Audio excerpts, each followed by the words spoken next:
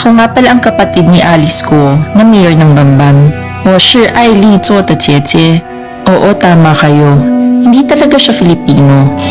Lumaki kami sa isang maliit na kubo sa Guizhou, China. Itong kapatid di umano kasi nagsisirculate ito online, itong video ito na kung saan pinapakita dito sa video itong kapatid umano ni Mayor Alice Goho. So doon sa ating previous video is ating pinag-usapan na kung saan is hindi tayo naniniwala na itong si Mayor Alice Goho is isang espiya or asset ng ibang bansa para magmanman or magtiktik dito sa Pilipinas. Now, merong kumakalat ngayon na video na kung saan itong babae na kung saan nagsasalita dito sa video na ipinakita ko at ipapakita rin natin later on na sinasabi niya sila daw is na-train ng isang MIS na parang katumbas ng CIA sa Amerika. Okay, so itong babaeng ito is trained daw sila sa isang maliit na kubo sa China para pag-aralan yung Pilipinas at i-train sila doon ng pamamalakad dito sa ating bansa. At kabilang doon sa kanilang training is yung pag-aaral daw ng wikang Tagalog.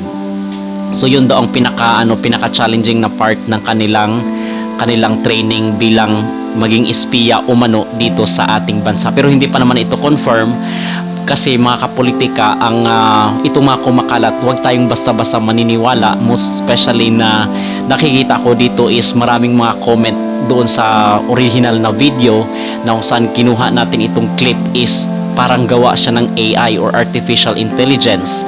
Sa mundo ngayon ng internet is hindi na po imposible yung gumawa ng video na parang totoo, kunwari yung nagsasalita is parang totoong tao, but kabaliktaran dahil yun po ay isang artificial intelligence or gawa lang ng teknolohiya. Okay, so ito yung nakikita natin dito, but anyway, papanoorin din natin yung video. Pero para sa akin is ang nakikita ko dito sa video na kung saan is nagsasalita yung babae at in fact nga yung babae doon sa right side is parang magkaiba yung mukha dito sa nagsasalita sa gitna yung in-check na babae. Kasi ang sinasabi niya is kapatid niya daw itong si Alice Goho at inaamin niya na espiya. So parang ito is pampagulo lang ito ng eksena sa nangyayaring hearing dyan sa Senado kasi umiinit at talagang pinag-uusapan, laging trending ito dito sa social media at kinakailangan rin natin talagang pag-usapan kasi kung totoo man ito ay threat talaga ito sa ating bansa. But sa sinasabi ko nga doon is she is innocent until proven guilty itong si Miss Alice Goho. So until walang mabigat na nakatibay na siya talaga ay isang espiya, walang ebidensya, hindi tayo maniniwala doon mga kapolitika. Yan ang ating paninindigan dito kasi ang sinasabi ng iba is nabayaran daw tayo at tayo daw ay pro-China at hindi daw tayo maka-Pilipino at tayo daw ay nagsisinungaling, nagpapakalat lang ng fake news. Hindi po ganoon mga kapolitika. Ang punto po natin dito is hanggat walang ebidensya na magtutumbok dito kay Alice Goho kasi ongoing pa yung investigation, hindi tayo maniniwala sa mga kumakalat sa social media. So, yun lamang po at ating panonoorin itong video na kung saan is sinasabi dito na siya ay kapatid ni Miss Alice Goho. 是艾丽做的姐姐. Oo, tama kayo. Hindi talaga siya Filipino. Lumaki kami sa isang maliit na kubo sa Guizhou, China. Ang Guizhou ay isa sa mga pinakamahirap na lugar sa China. Kadalasan, ang triad ang nagpapatakbo ng bayan namin. Kung di mo alam kung ano ang triad, isa itong organized syndicate sa China. Kung merong yakuza ang Japan, kami naman ay may triad. Pero madiskarte ang tatay namin. Doon siya nakakuha ng trabaho at napalago niya ang negosyo niya, lalo na sa mga pogo. Kaya yumaman din kami, kaso sa maling paraan. Noong 2018, lumapit ang Chinese government sa triad at meron silang pinag-usapan. Sa gitna ito ng tensyon sa West Philippine Sea. Sabi ng gobyerno, what if magtanim tayo ng sleeper cell agent o espiya sa Pilipinas? Pero hindi dapat malaman na ang Chinese government ang nagpadala nito in case mahuli. Dito na papasok ang triad. Aakuin nila ang sala just in case worst comes to worst at magkabukingan. Kapalit daw nito ay magpapagawa ng isang malaking pogo hub sa bayan na hahawakan ng sleeper agent o spy. Bahala na ang triad kung ano ang gusto nilang gawin sa pogo hub. Isa pang kondisyon ay dapat sila din ang mag-finance ng operasyon. Ang training ng spy ay sagot ng gobyerno ng China dahil wala rin namang kakayahan mag-train ang mga triad members. MSS ang mamamahala dito. Ang MSS ay ang Chinese counterpart ng CIA sa US. Ewan ko naman sa tatay namin at kami ang vinolunteer. At dito nagsimula ang training namin ni Ate Alice. Sinama ako sa training as a backup just in case may mangyari kay ate. 2 years din kami nag-training. Ang hirap maging espiya. Pero ang pinaka-challenge namin ay ang mag-aral ng Tagalog. Pansin nyo din sa hearing, may punto si Ate Alice at basic Tagalog words lang ang gamit. Kasi nga Mandarin talaga ang native language namin. Hindi rin okay ang backstory namin ni Ate Alice. Wala masyadong eksplanasyon sa mga nawawalang taon namin bago dumating ng Pilipinas. Sabi nila, wag na daw pansinin masyado. Madali namang mauto ang mga Pilipino. Pera lang ang katapat. 2020 pinadala si Ate Alice sa Bamban.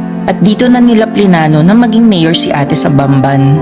Isang maliit lang na munisipyo para di halata ng Philippine government. Nakapag-register din siya as a voter at nakapasa din sa COMELEC checking as a mayor candidate. Akalain mo yun, pera lang talagang katapat. And the rest of the story ay alam niyo na. Nanalo si ate bilang mayor. Nakapagpagawa siya ng malaking pogo site. At pati ang mga pogo workers ay ginawan din nila ng peking passport at birth certificate. Marami ring natutunan si Ate Alice sa Philippine government, lalo na sa emergency response nila in case may aatake. Lalo na din ang mga plano sa West Philippine Sea. Yun nga lang, na-raid ang pogo site na ito at na-trace kay ate. Magaling din si Ate Alice at nalulusutan niya ang mga tanong. Ang nakakatawa dito, kung sa ibang bansa ito, bitay ang katapat ng espionage. Pero dito sa Pinas, parang circus lang. Nakakatawa. Kaya nakikiride na lang din ng Chinese government sa circus na ito. Ginawa ng madramang backstory si ate. Nasa farm lumaki at anak ng katulong. Kasi mahilig sa mga gantong storya ang Pilipino. Nakakaaliw.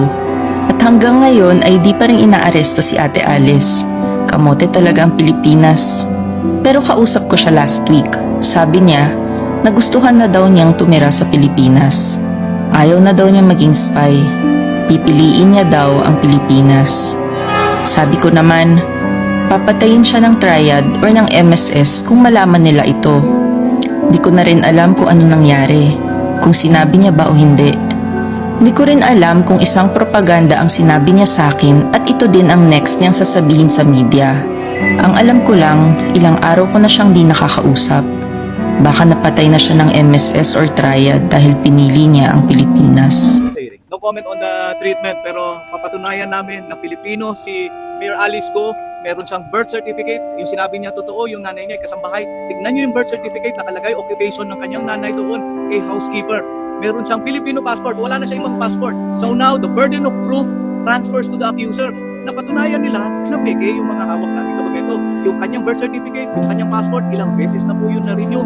Wala ho ibang kinikilalang bansa si Mayor Go, kundi Pilipinas lang. Ayaw nga niya magsalita ng dahil kahit anong pilit sa kanya, dahil ang mother tongue niya ay Tagalog. Sir, bakit hindi mo mahanap yung birth certificate mo? Yung nanay mo? Hindi, yun na yung hindi siya involved sa pagkuha ng kanyang birth certificate. At nakita niya, yun na yung inabutan niya. At yun yung sinagot niya. Buong tapang sinagot ni Mayor. Lahat ng tanong ng mga senador. Kita niyo naman lahat na binuhos kay Mayor. Pero hindi nabilag si Mayor. Sabi niya talaga na Pilipino ako. At wala akong ibang bansa. Saan niyo ako i-deport? Diba? Pilipinas lang. Ito lang at hindi naiiwanan yung Bamban Tarlac. Yun lang po. Maraming salamat. Mayor, you confirm? Iwanan mo yung Bamban ulit. Hindi ko pa iwanan Okay, ng yun na Bamban po. at ako po ay isang Filipino. Oh, yun lang po. At Maraming lalo-lalo salamat. na po hindi pa ako spy. Ulitin mo. Sinabi mo. Ako po ay isang Filipino at hindi po ako spy. Thank you.